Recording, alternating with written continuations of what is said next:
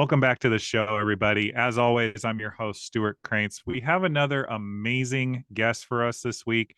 Going ahead to introduce her. She is a leadership coach and emotional intelligence facilitator. She has her PCC certification from the International Coaching Federation. And I couldn't wait to have her on the show because she's been absolutely influential and instrumental in me becoming the coach I am today and supporting me, quite frankly, in doing the work to become somebody that could support not only clients, but a family and, be the man of my own dreams today. And so without further ado, I want to welcome Amy Tuccio to the show. Thank you for being here, Amy.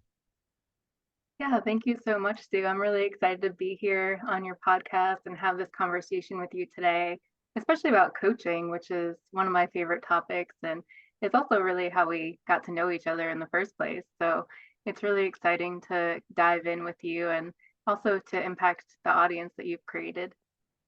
Thank you. Yeah, and I couldn't think of a better way to serve that audience to that end than to have one of my mentors on sharing a bit more about what you do. And in that regard, Amy, what is coaching?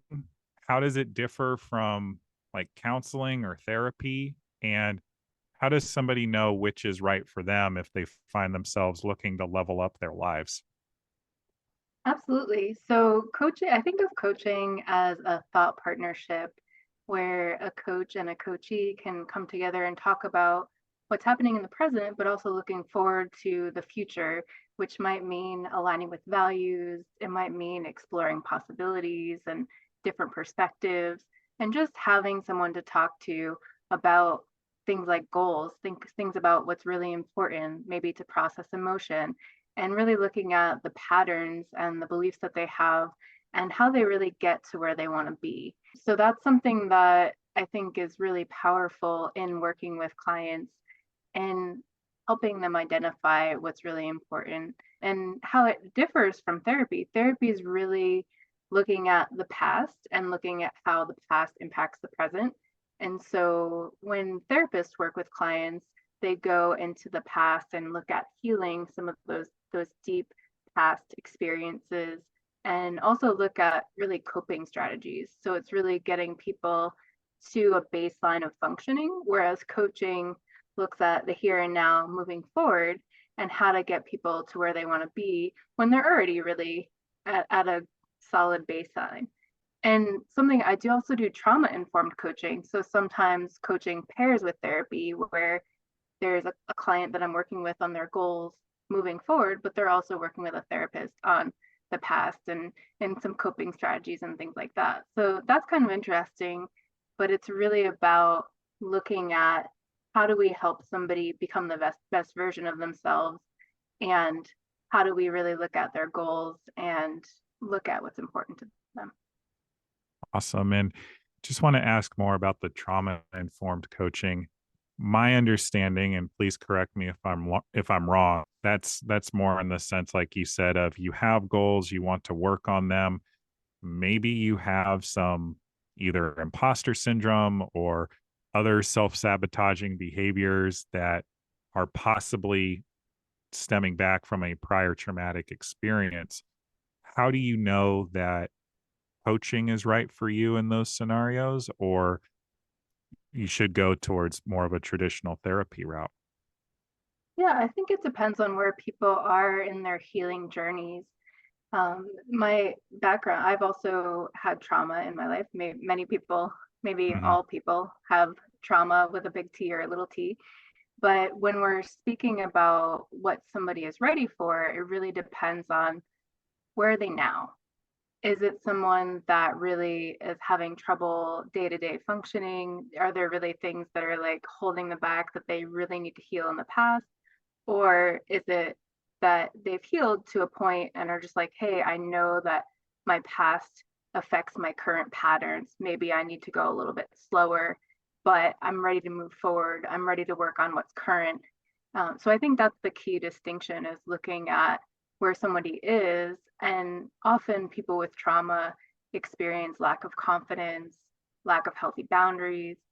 are maybe working on clarity. Maybe they've served other people, but haven't worked really on, hey, what do I want? And that's something that I noticed in working with people with trauma, as well as I have a kind of a pivot to or also working with executives and leaders Mhm. and noticing perhaps how trauma affects them as a leader. So it's a very interesting topic, and I think one where a lot of people tread lightly because Mm. it's it's something where if somebody really does need a higher level of care, where they maybe have some sort of either a mental illness or something that they're coping with that really is dealing with something in the past, that's more on the therapy side of the house. Yeah. Yeah, and folks, for those of you listening to this, I am an advocate for both sides of this coin, both sides Mm-hmm. of this conversation. I'm pretty open about the fact that while I don't currently see a therapist, I did see 2 at one time for a while, and that actually benefited me greatly in terms of, getting the support I needed at that time, and I encourage you to reach out, find support for what you feel like you might need in your lives, for those of you listening to this.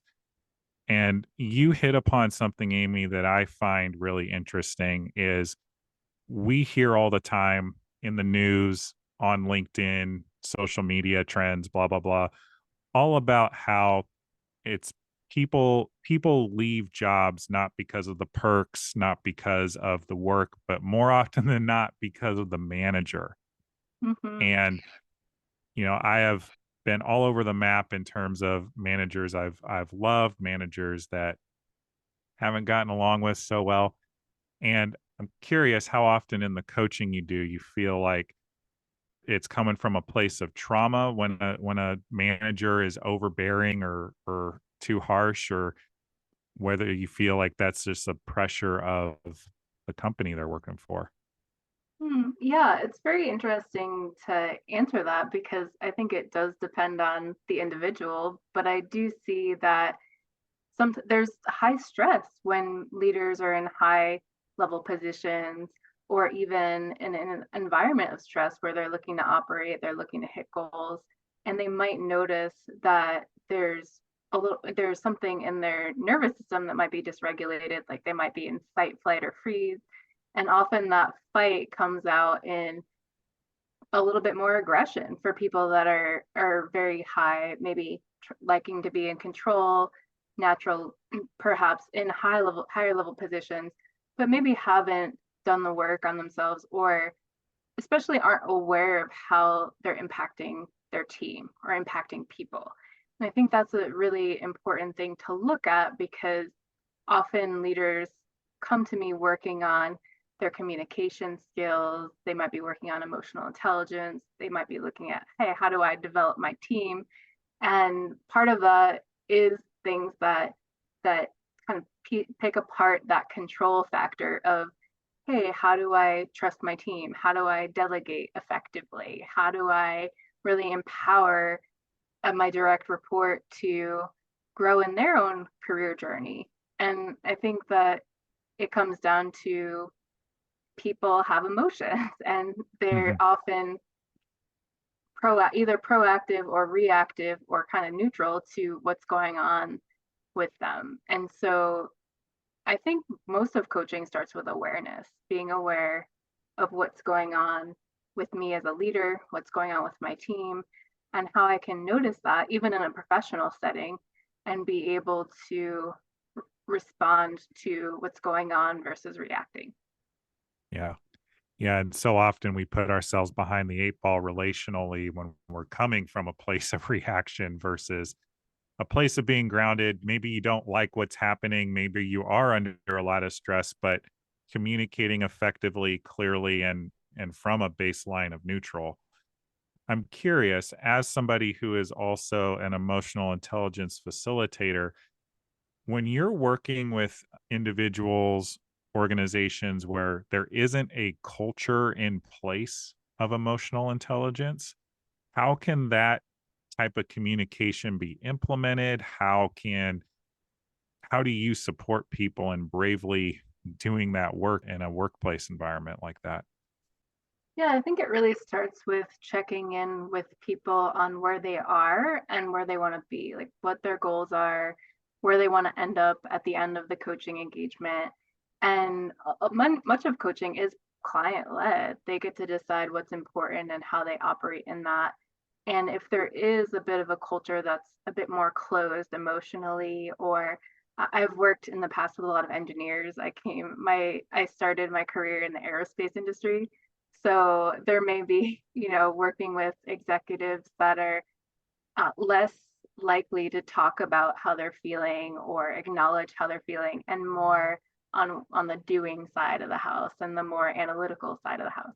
So it really depends on where that person is. So in that kind of example, it might be building up the awareness of, hey, what's going on with you? Not so much what are you thinking, but maybe other awareness of what's going on with them emotionally, what's going on with their body, having them explore a little bit more what's going on with them, and then maybe start to notice, hey, how am I showing up with other people? How are they responding? What's going on with these other people? And getting curious about that just as an initial step of awareness to then say, okay, how do I want to influence my environment? What changes do I want to create? And have a bit of an exploration and a strategy around that. Is there ever a point where it's overreaching or going a little too far as HR is concerned in terms of implementing and developing these tactics within an organization? I can't think of anything that is overreaching, but I do think that people get to be sensitive around what's going on with other Mhm. people when it comes to, let's say, identities, diversity, why people do what they do. There's a little sensitivity there, and just being aware of how you're showing up and how other people are receiving that. So perhaps it's like if somebody is probing someone else on a particular behavior or something that they're doing, but it's part of like their cultural background or something, something that's going on for them that really isn't appropriate to ask about at work, or needs a little bit more sensitivity, because we're looking at belonging and inclusion and people being able to be authentic to themselves and their diverse backgrounds.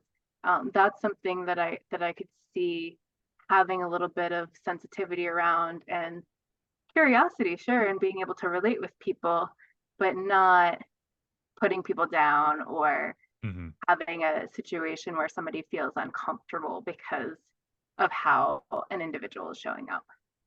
Yeah. Yeah, absolutely, and correct me if I'm wrong, I feel like it's about owning your own experience. Yeah, I think so. I think that a lot of leadership is about ownership. It's about owning and authenticity, owning one's own experience, being able to show up authentically, being able to explore and discover different pieces of leadership with others, and how the relationship is, because at the end of the day, leadership is about relating and connecting, and how we show up and influence others to live their greatness and really start to influence other people and be in a position where there's a common vision and people are growing together. 100%, and I want to switch gears a little bit here. You said that you came from aerospace industry. I came from the sports industry, which Mhm. obviously are two two very different places, but it sounds like from what you alluded to, not exactly the most emotionally intelligent environment. Neither's the sports world. It's although that's been in the news a bit more, I feel like. I'd love to hear a bit more about how you started from this industry and became the coach and facilitator that you are now. Yeah, thanks for asking about that. So I worked as a manager. I was leading a satellite office of in our company, and really was a people manager, but also a project manager and key account manager, and led a bunch of people and projects, and really had almost no idea about how to support my staff. I really came in and became a manager pretty early in my career. I was just very early in my 20s and Wow. didn't really know. I knew how to run projects, I knew how to get stuff done, I knew how to be good at my job. But when it came to people, I was almost like, wow, this person's crying in my office because there's some stressor that happened and we're in a very, high pressure environment. And I'm not sure what to do with this person actually. This person in front of me needs some support. And I really was working on some of my personal and professional development and decided that I wanted to learn about emotional intelligence and really develop that skill of being a more effective manager, a more effective leader, and also connect on a personal level. Though I wouldn't say that I knew that to start off with, but that's what I ended up needing. And so I embarked on this journey of transformation and emotional intelligence.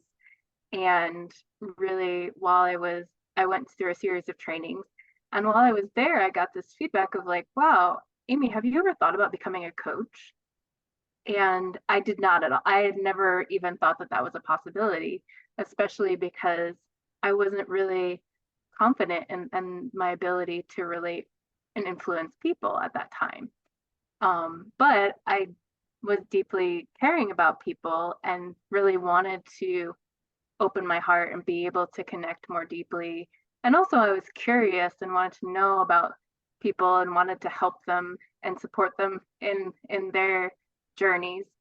And so that really, really started a multi-year journey of me becoming a coach, of volunteering my time at first, and then getting credentialed as a coach, going through a variety of coach trainings, and really starting to influence and impact people and actively listen, ask powerful Mm-hmm. questions, all those foundational coaching skills, and really become in my curiosity versus being the subject matter expert in my job, if that makes sense.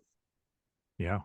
Yeah, absolutely. And that last piece you said, what does curiosity allow for? What does it create in relationships?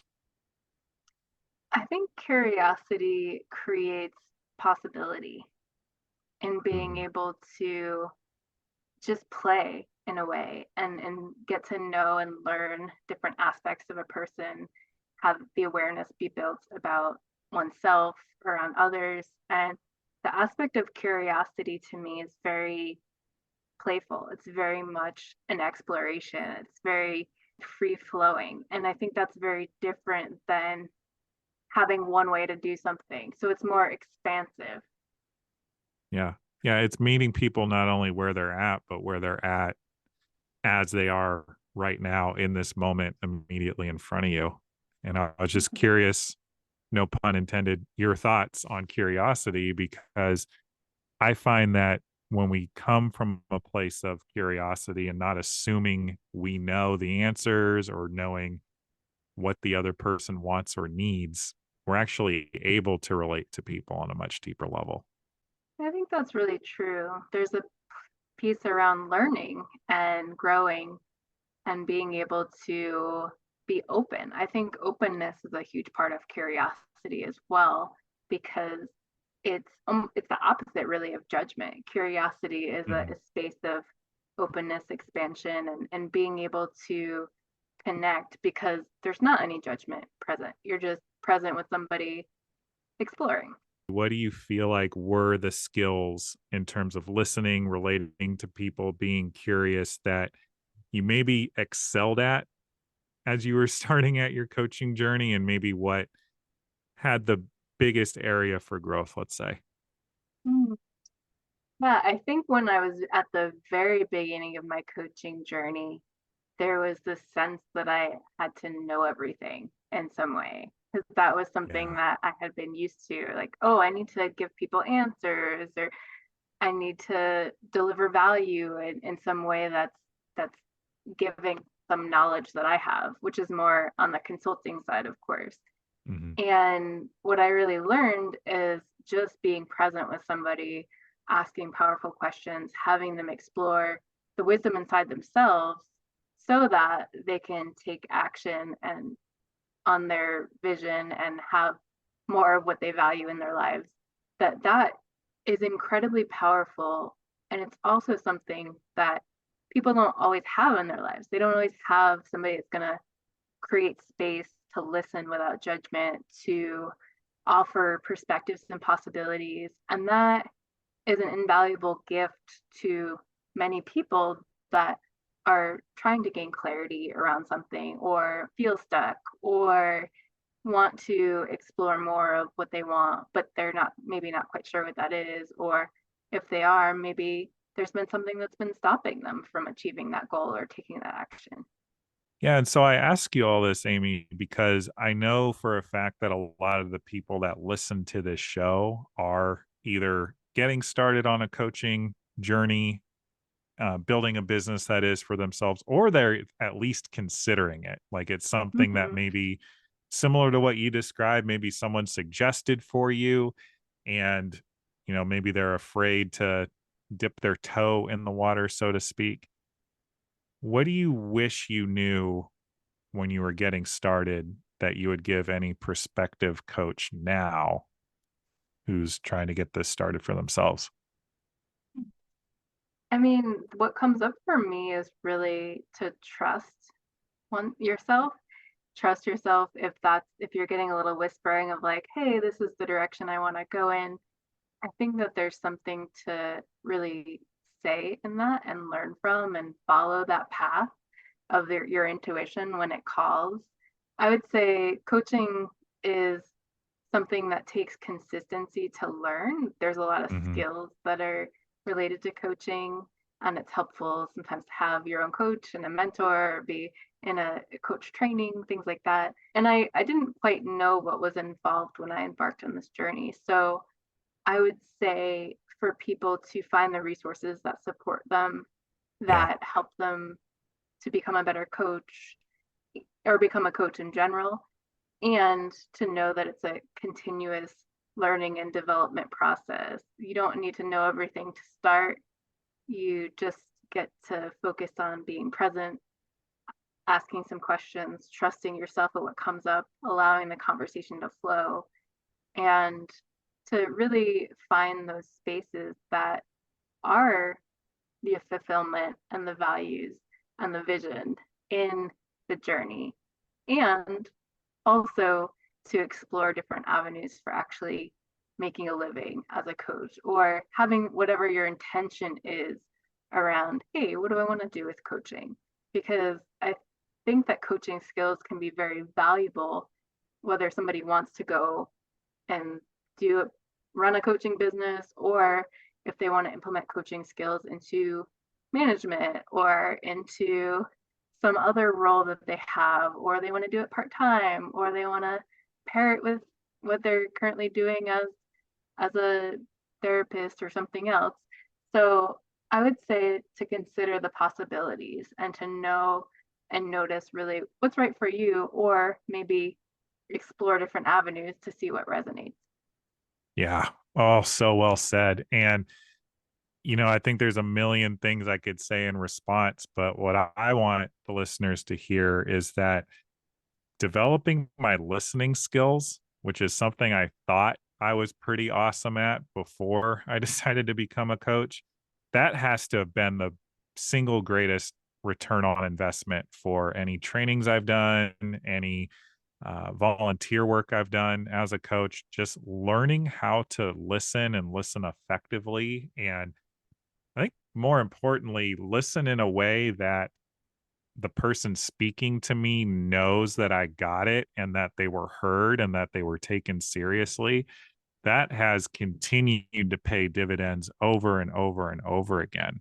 And another thing you said, there is that balance to strike, I feel, between trusting yourself to just jump in the pool, so to speak, and make it happen, and also remaining humbly curious and knowing that you don't know what you don't know.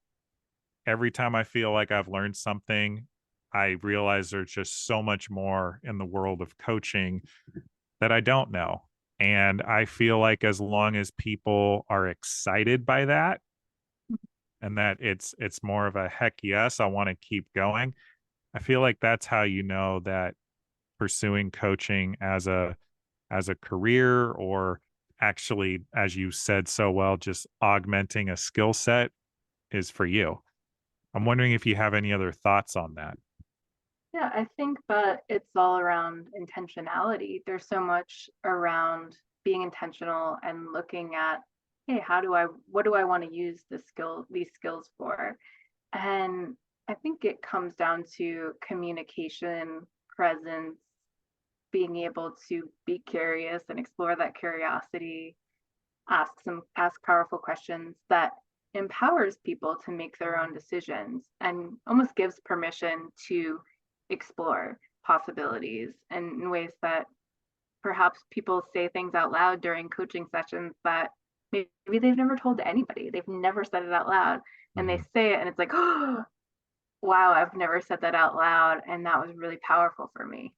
And I mhm. think creating those moments, if you're a coach or you're training to become a coach or you're using coaching skills, creating those moments for people really creates the aha, creates that new possibility, creates that breakthrough. And that's some of the most rewarding work that you can do. And I think people that are called to do that, called to serve people in a way of opening up possibility, I mean, that is coaching. And that's something that exploring coaching skills creates in the world.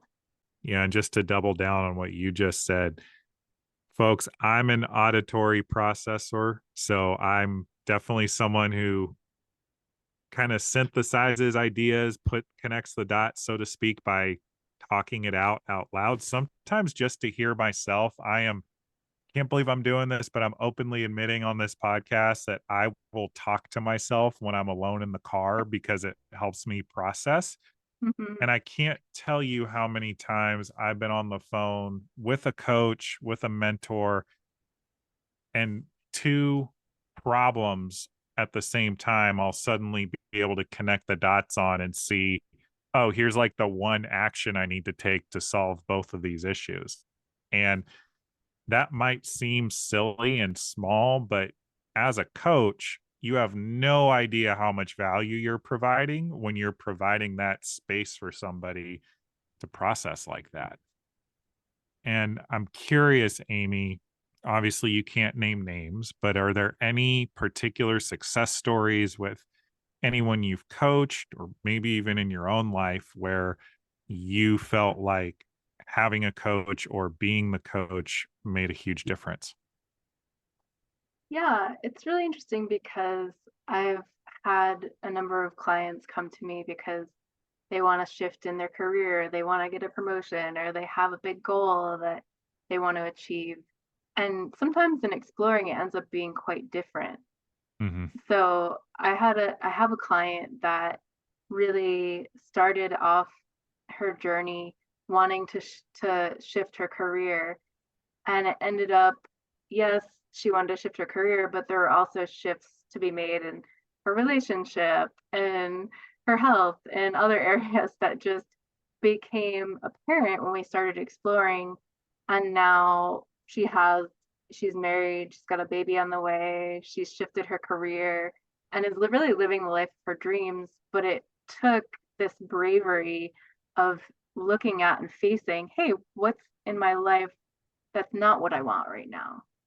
Mhm. And this bravery of like processing emotionally what's going on with that and how do I get to where I want to be? And the bravery of leaping into something new and creating a new possibility. And I see that as it builds confidence with people in so many different areas of Mhm. people getting promotions or finally losing weight that they want to lose or finally putting out a product or a podcast or something that putting out a book that they have been afraid to release into the world and having the support of coaching helps them take that leap or have that transformation and feel confident and joyful and connected in the process. And sometimes people don't even realize that that's what they need when they're exploring coaching, or they don't even know what coaching is. They're like, oh, I don't know. I think this might help me, but like, I don't understand what this even looks like. What do you even do when you work with somebody? And so I think there's been a lot more popularity around coaching in the business world and for individuals now more than ever. And there's still this piece of educating people about what coaching is and looking at what the results might be in their lives. Yeah. Love your opinion on this. I feel like the only time I've ever seen coaching not work is usually some variation of the person receiving the coaching hired the coach or is working with the coach, and somewhere in there, maybe even it's subconscious, but they're expecting the coach to do the work for them. Like, the coach is there to guide you, walk alongside you, reveal the answers that are inside of you to you as a part of the conversation. But at the end of the day, you gotta do the work. Yeah, I absolutely. I think that for coaching to work super well, it requires people to really look in the mirror and really do the work on themselves, be real and honest with themselves, take in feedback if they're requesting that, and make the shift, make the change. And there's a certain desire to change that's part of that, and a commitment as well. And that's one of the things, like to what you're saying, you can't coach commitment. You can Yeah. coach everything else, but it's the internal commitment to change that's going to get people results. And I wouldn't say coaching, I think coaching always works for people that are open to coaching, that want to be there, that are like, oh, okay, I'm going to show up for my sessions. I'm going to talk. I'm going to listen to myself. I'm going to reflect. And the degree to to how it works depends on their ability to, their commitment to change, and also their ability to implement those changes, meaning in between coaching sessions, that's where the magic happens. That's where there might be some even more processing, or that might be where the action is, or that might be where they create a new awareness about something. And so that all happens, in between in real life, in the 1 or 2 weeks in between coaching sessions. And I think that's part of the integration of coaching as well, is it's not Mhm. just the time you spend with a coach, it's everything else that contributes to that holistically to create the change. I've actually even heard of coaches saying things like, you cannot have another call with me until you're in a place of breakdown, because that will mean that you've been out there doing all the things we've implemented, that you actually find yourself in a breakdown because you've pushed yourself far enough outside of your comfort zone to warrant more coaching. Yeah, it's interesting. It's very much comes back to when a person feels best supported, and that getting out of the comfort zone, having somebody in your corner when you're exploring the skinny branches and getting out there and doing things that are stretchy or uncomfortable, that create the next version of you. And that piece of, a coach will encourage those steps if that's supporting the vision of what the person wants, and helps them get there through being able to see the path and see what's right for them really, and how they, perhaps they want to impact more people, perhaps they want to make a difference in the world, perhaps there's an initiative that has been deep inside that they haven't really sat down and listened to. Yeah. Yeah. And I think the bigger the vision for what we're looking to create, the more risks you're going to need to take, the greater possibility and greater likelihood of breakdowns. And that is when coaches come into play. So Mhm. I'm curious, Amy, while I got you here and on the subject, what is your current vision for the work you do, the coaching you do, or just what you're looking to create in the world? Yeah, thank you for asking that.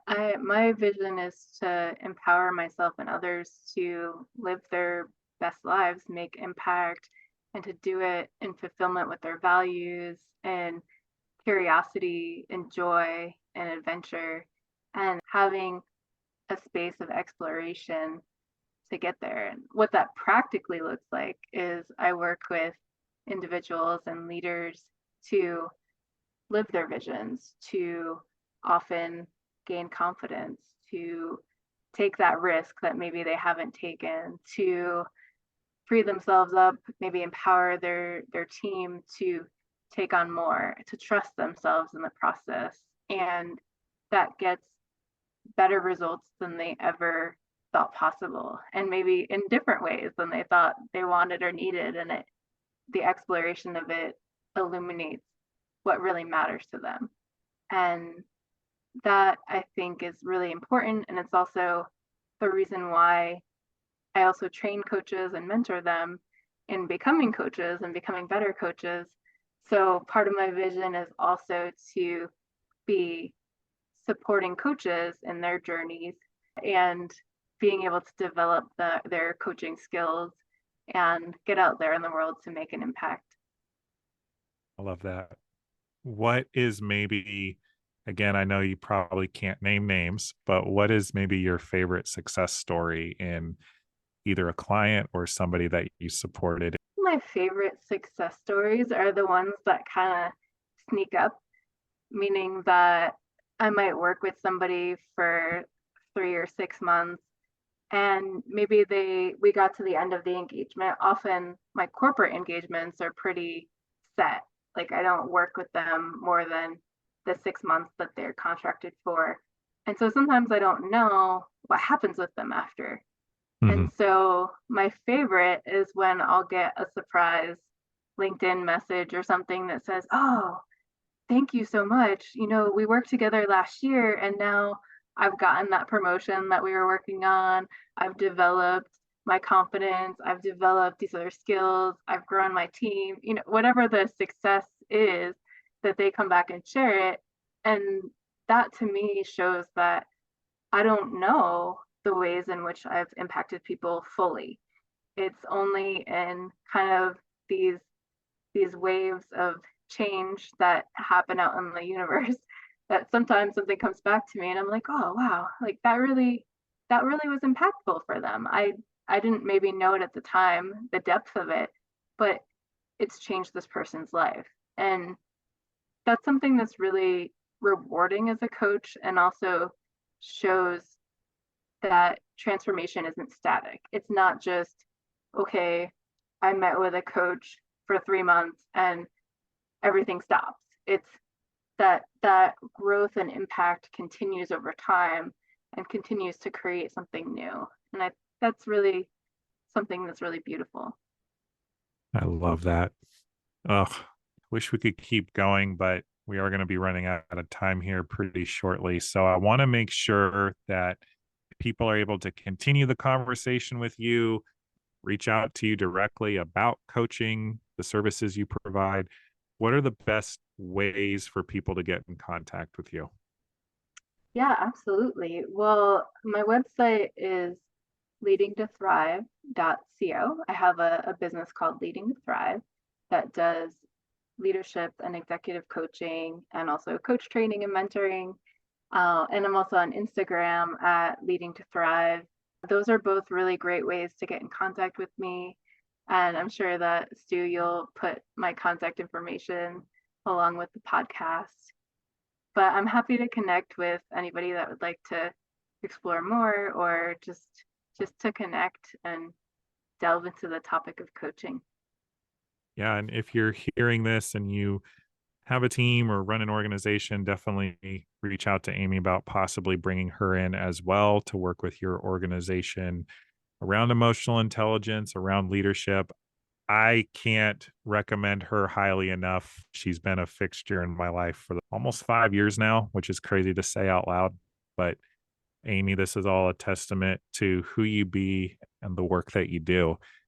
And so while we are getting ready to sign off here, I want to ask you, what are you acknowledging yourself for today? I'm acknowledging myself for my leadership. Earlier today, I actually met with my team and they were acknowledging me for really stepping up as a leader, for being an example, for communicating, for emotional intelligence, for empowering them. And I think that that to me means I'm walking the walk.